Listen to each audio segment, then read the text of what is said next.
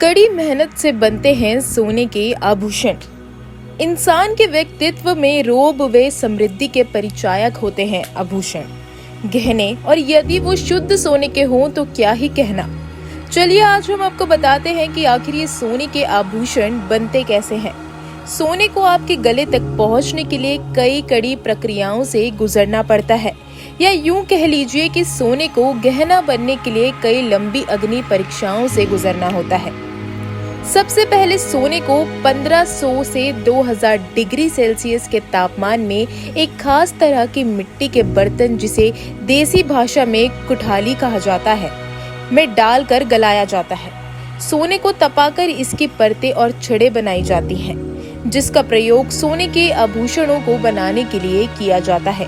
सोने को आभूषणों के अनुरूप बनाने के लिए इनको तपाकर पहले तो परतों में बनाया जाता है, उसके बाद इनकी कुछ तारें बनाई जाती हैं, जिससे गहने की डिजाइन की अनुरूप नक्काशी की जा सके।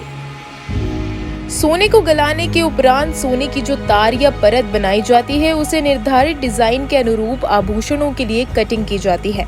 ये काम बड़ी ही मेहनत और सावधानी के साथ कुशल स्वर्णकार करते हैं।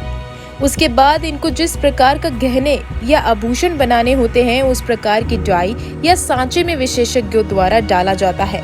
उसके बाद जाकर इस पर काम शुरू होता है मनपसंद नक्काशी का, जिसमें सोने के साथ कई प्रकार के बहुमूल्य पत्थरों का प्रयोग भी जरूरत के हिसाब से ही किया जाता है।